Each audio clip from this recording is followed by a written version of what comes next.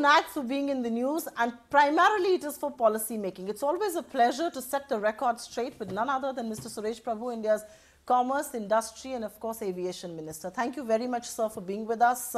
I will leave the politics for a little later, but let's just talk about pure policy. And I think your ministry has been in the right news as far as aviation is concerned, a bit of a concern as far as industry and commerce goes. And the reason why I asked that question is on India's FDI and e-commerce policy. I think it made a lot of people a little nervous. Is the government trying to tell people how to do business and all of that?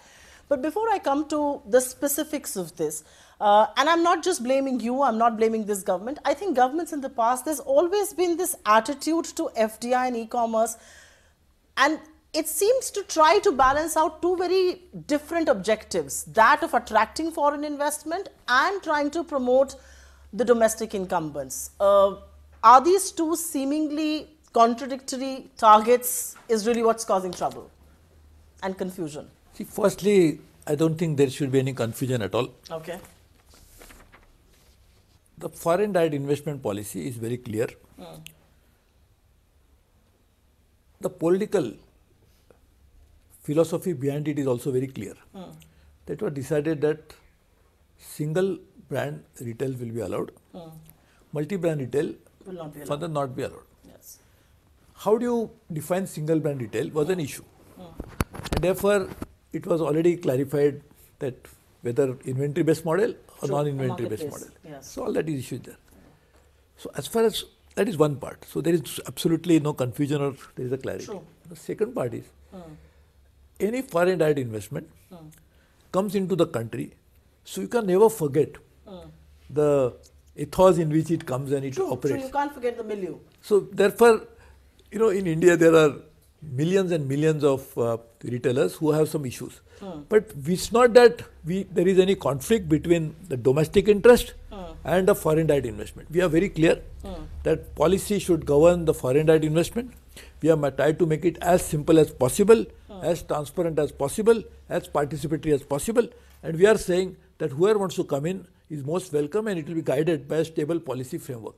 Now, in case there are any issues, can always be dealt with. The Secretary DIPP has been in touch with all those who are having any issues, so we'll definitely be looking into that. I think your worst critics will say that you've always been open to feedback and you've always been open to making changes if required. The reason why I began the interview on not a very conciliatory sort of a question note is because if the restriction was on FDI and e-commerce en masse, I don't think anybody would have had a problem. This restriction is largely on marketplace models that are foreign owned. These restrictions do not pertain to domestic models, and which is why people wonder, are you looking to create a monopoly here? Domestic models can offer steep discounts, they can get into exclusive partnerships, they can sell private labels and all of that. Why this non-level playing field? Because some people say this favors Reliance Industries, this favors big Indian retail vis-a-vis foreign owned companies. See, we are coming out with the e-commerce policy per se. So once the e-commerce policy, which was actually started as the Commerce Department started it, now it is with the DIPP which is actually looking into it. We had a huge number of people who have been consulted, and if you recall, this is the first time the policy was framed on the basis of all the stakeholder consulted. They're part of the process. So it's not a consultation, but they're integrated into the process.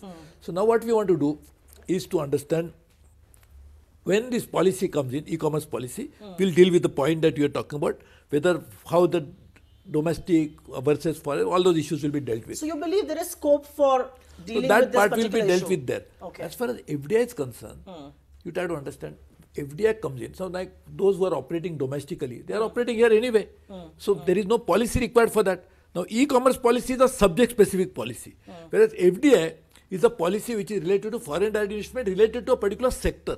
So therefore, in dealing with that, obviously the single brand retail model was thought. And when you talk about single brand model, how does single brand operates at a marketplace has to be defined. Otherwise, how can you say that a single brand retailers are allowed, but how they'll operate in marketplace will not be decided. That's why it is a clarification more than anything else. Sure. So therefore, this clarification, if it meets with certain issues, as Secretary DIPP is going to meet all of them and is meeting them, he has been in touch with them. we'll find out what is the issue. No, I appreciate the point that you are saying that to the specific point about a non-level playing field, it will be dealt with in the e-commerce policy. The reason why, sir, I asked that question is that whether it is don't get into exclusive partnerships, whether it is sale of private labels, whether it is no deep discounts, and obviously you're trying to protect the small Indian shopkeepers, there is no denying that. But are you also not at the same time telling e-commerce companies how to do their businesses? That's one criticism. No, this is absolutely up to them to decide their business model. But this is a part of their business model. I know, but now the business model should conform to certain policy. So when we are talking about single brand, I can say I have a multi-brand business model.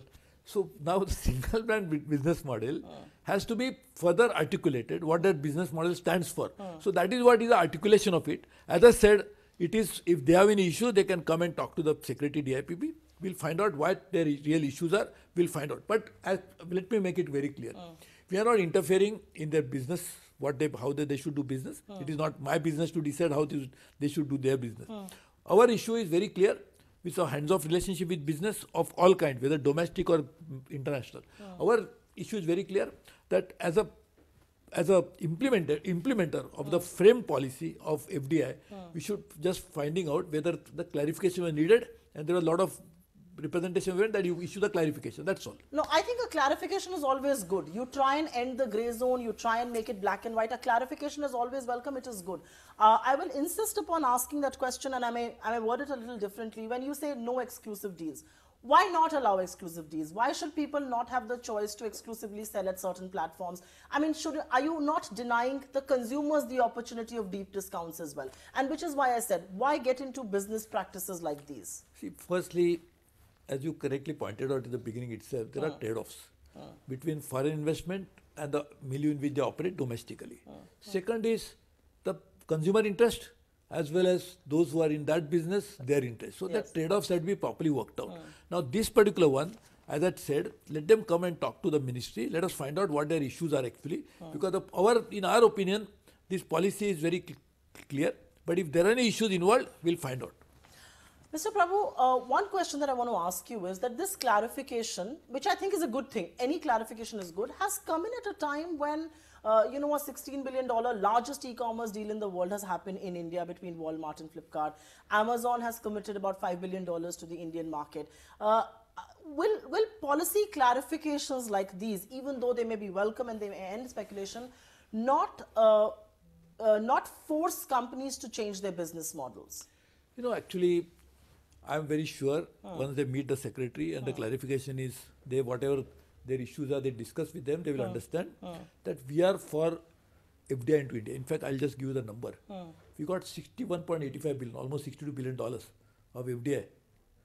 And we are now targeting $100 billion for which we have prepared a plan, which company can invest, what we can do. So if we are really for foreign investment and we are really getting it in large numbers, so we are happy about it. And we like to assure all the foreign investors and domestic investors that we'll have a stable policy, which will have a clear policy, which will have a transparent policy, we have a long-term policy so that people will understand properly.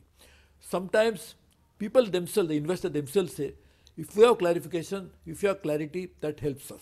So that is what it is all about. Mr. Prabhu, you're not just a minister and you're not just a minister of two very important portfolios, you're also a trained and a qualified CA, and I think it's only fair that I ask you that question, that when policies like these come, and our experience in the past has been that people find loopholes, people find ways to circumvent policies like these. Do you not believe that when you say private labels should not be sold, do you not believe this is going to give rise to more convoluted ownership structures? People may have indirect subsidiaries and things like that. And is that something that you have in mind when you craft a policy like this?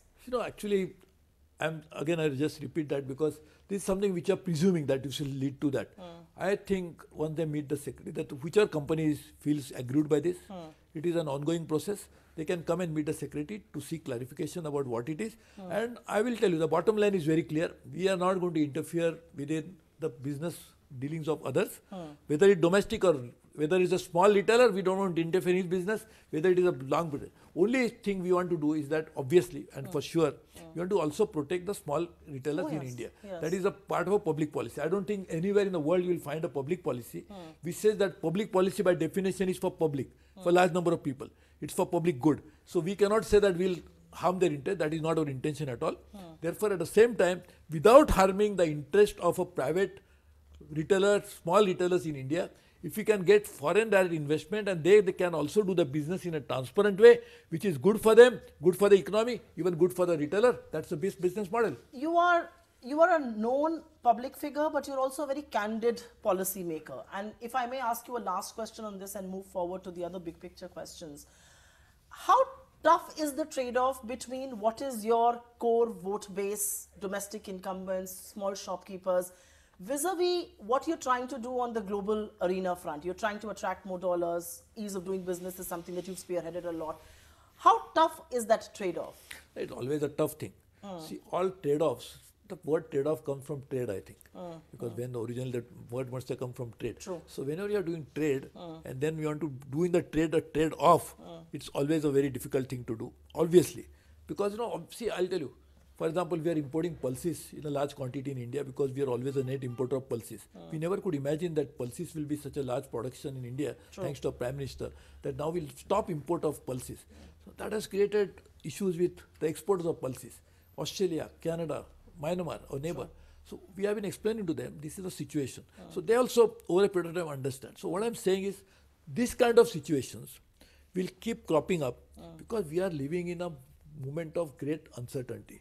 We are living in a moment of mammoth changes that are happening in a shortest possible time. So when we are dealing with such a situation, obviously there will be some surprises, there will be some issues. So to deal with it, the best way to do is to engage with the dialogue, to understand people's concern and to address them as much as possible. But I want to again tell you, as you said the last, I will tell you lastly, without harming the interest of the retailer, we'll be very happy to work with all those investors within India, outside the country, to ensure that we come out with a transparent, business-friendly policy which will not violate their rights, but at the same time will not encumber upon because the issues related to the small Because I think your track record so tailors. far has been that you've got people on board and have made policies. You haven't made one-sided policies. That's been your track record. And when a policy like this comes and there is speculation that some of the big global retailers could be moving court, one worries what is Mr. Suresh Prabhu's take on this, and I think you've clarified that you're willing to.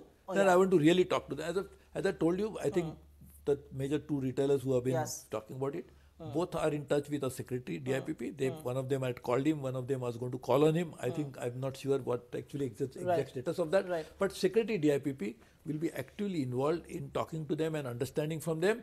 And as I told you, once they meet each other, they will understand. Sometimes what you see and then sometimes what you believe is two different things. So I think we should try to work. This should soothe a lot of frayed nerves. But talking about times of uncertainty and frayed nerves, you have obviously taken a very active stance on this as far as the angel tax is concerned. It's been a year, it's been an ongoing issue. The finance ministry is assured this has not happened. But why is it failing? Why is the message not falling on the ears of the tax man? Because tax receipts are still going to startups, and they are a little worried about what is really happening on this front. Is there a lack of communication there? I think the finance minister is particularly very equally concerned as much as I am, and we are working together to find out a solution. Because angel tax means that we have to be like angels. So I'm sure the response to angel tax also will come in the form of an angel. I hope that is happen. We are pursuing this matter, and the finance minister is also actively involved in this. One last question on the e-commerce space before I move forward. I think a regulator is in the realm. You are in favor of a regulator. Why do you think the sector needs a regulator? Because many people believe regulation sometimes mars a sector that has a lot of startups, that has a lot of young entrepreneurs.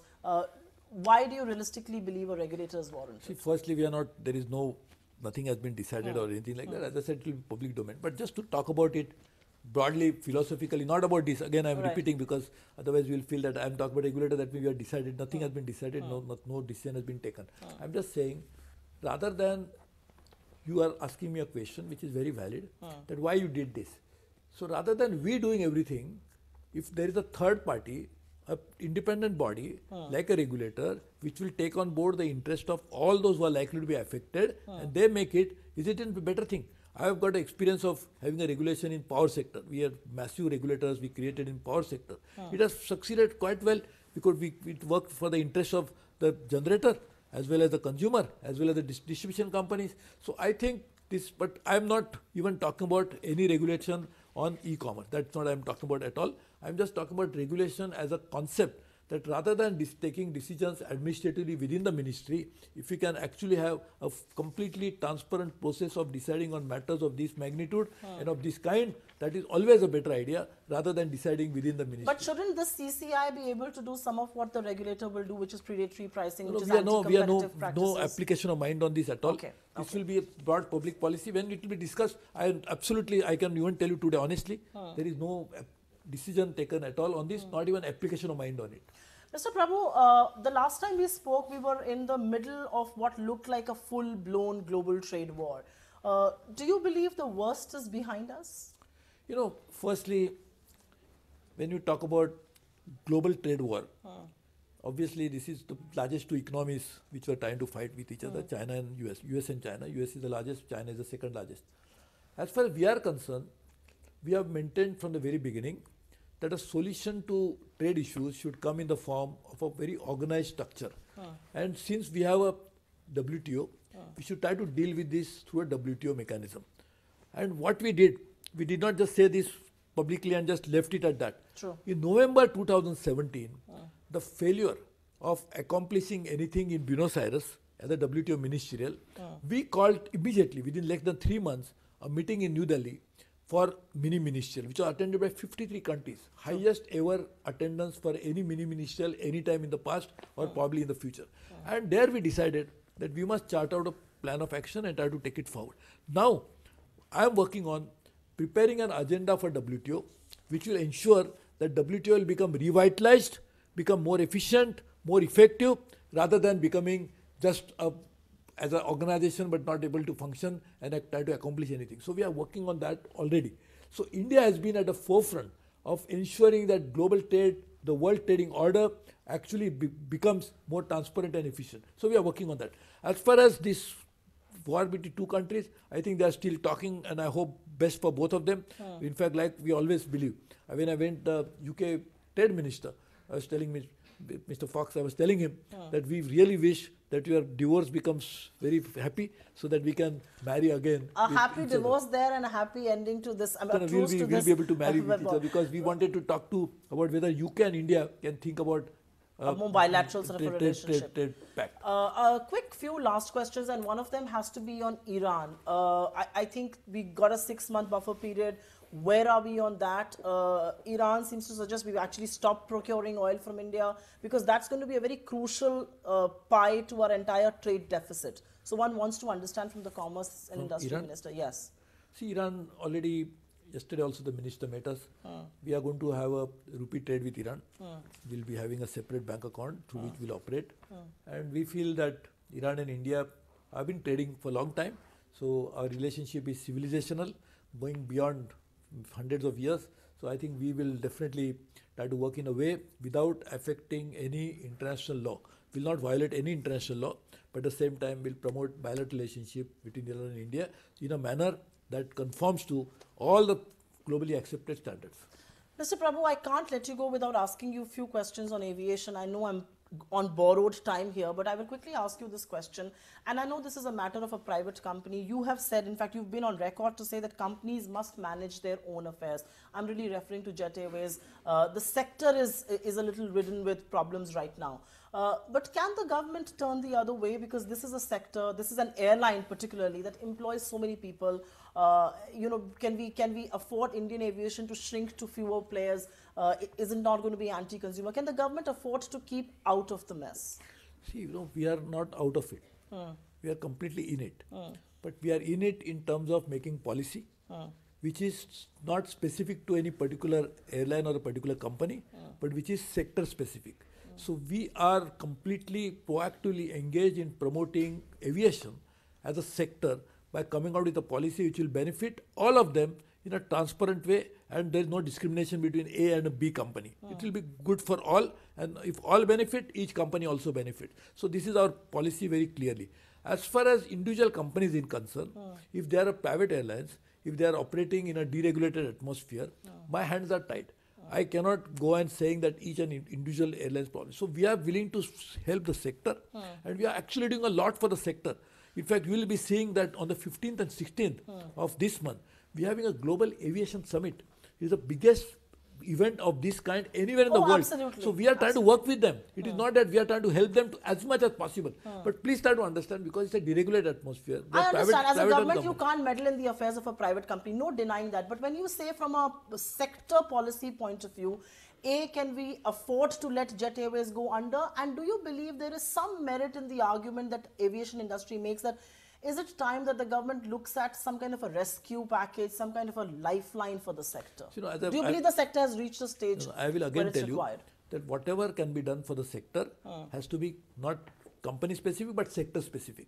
It has to be given to the sector, and if sector benefits, each company benefits from it. So we will be very happy to proactively work to find out what sector needs, and we have been doing that for all these years, and we like to do it more, and we will definitely engage with them. In fact, you will not believe it, the number of measures that we have taken to promote this sector, and what is the result?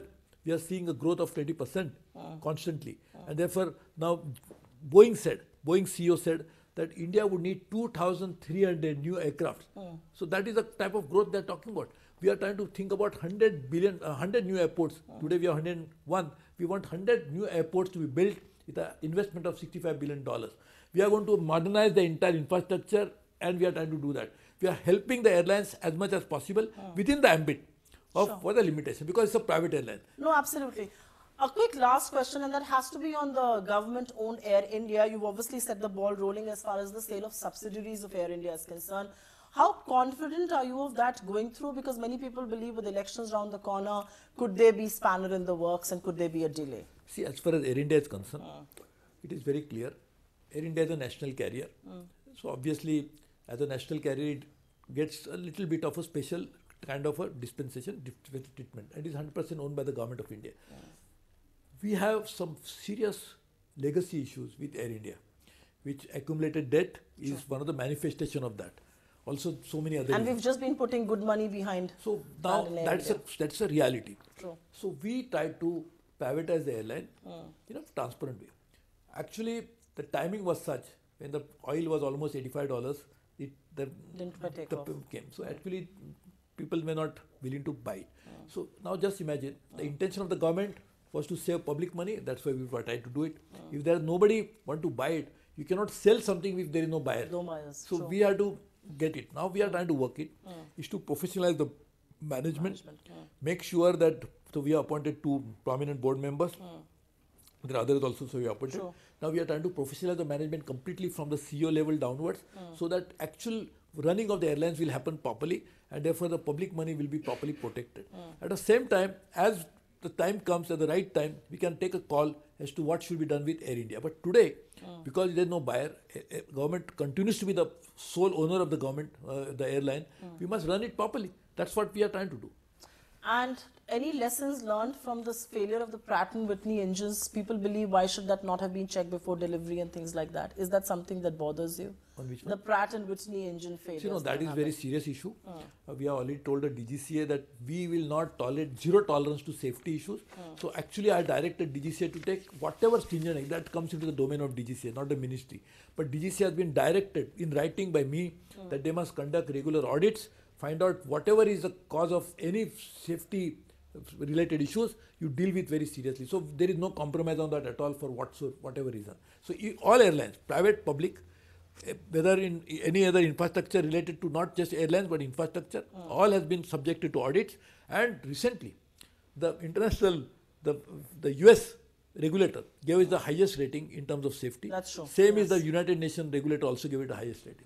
On that note, sir, it's always a pleasure chatting with you. You've been juggling a lot of balls and a lot of hats there, from aviation to commerce and industry, and we wish you all the very best in this new year for policies forward. Thank you very much. Thank you so much, sir.